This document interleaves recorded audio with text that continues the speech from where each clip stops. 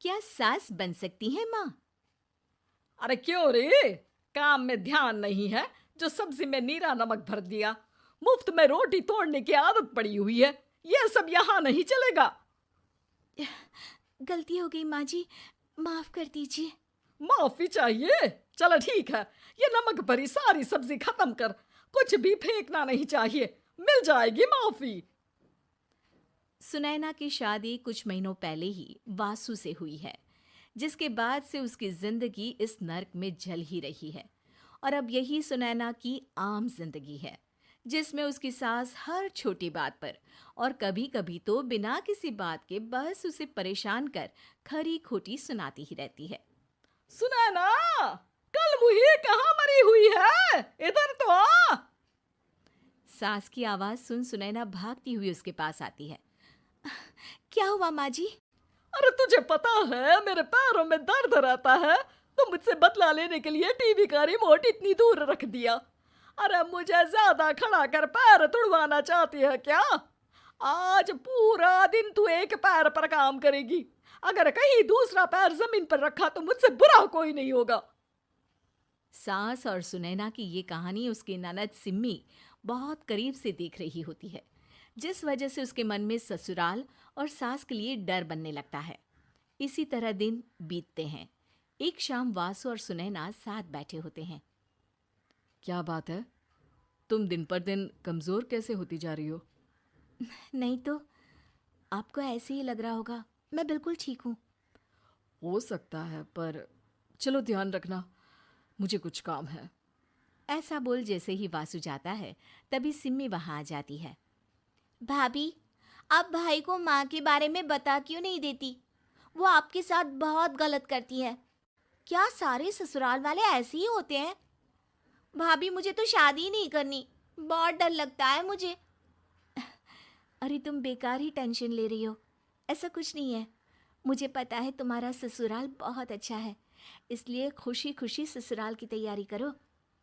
सिम्मी तो वहां से चली जाती है, लेकिन सुनैना उसकी बातों से सोच में पड़ जाती है। कुछ दिनों बाद सुनैना के मम्मी पापा और भाई उनके घर आते हैं, जिन्हें देख सास हैरान रह जाती है। आप लोग सुनैना से मिलने आए हैं? अरे बहू, देख तो तेरे मम्मी पापा आए हैं। जी नहीं, आज हम यहाँ लड़की नहीं लड़के वाले बनकर आए हैं। हाँ माँ, मैंने ही सिम्मी और शरद के रिश्ते की बात मम्मी पापा से की थी। शरद हमारी सिम्मी के लिए परफेक्ट है। बेटे की बात मानते हुए उसकी माँ रिश्ते के लिए मान जाती है, पर अब सिम्मी के मन में ससुराल का डर और ज्यादा बढ़ जाता है। जैसे यहाँ माँ भाभी पर जुल्म करती है, ये भी पक्का अपनी बेटी का बदला लेने के लिए ही मुझसे शादी कर रहे हैं।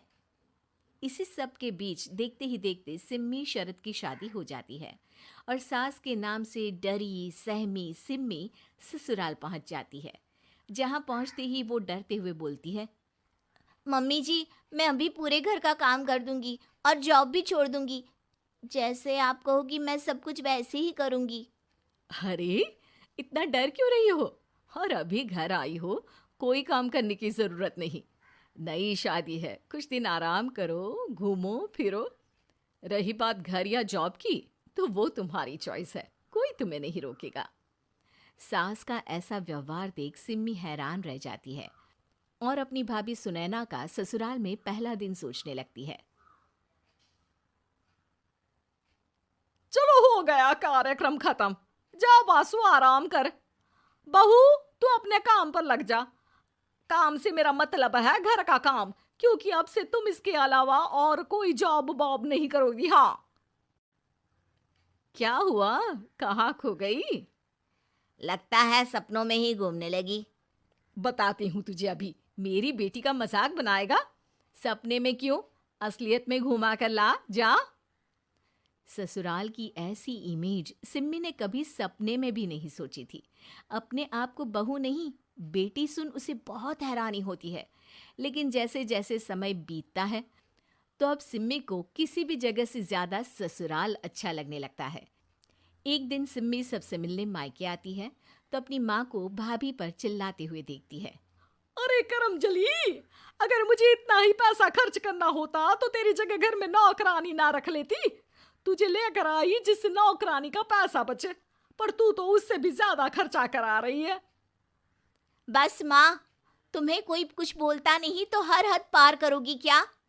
अगर यही सब मेरी सास करे तो? अरे तो उनकी बेटी को जिंदा गाड़ दूंगी।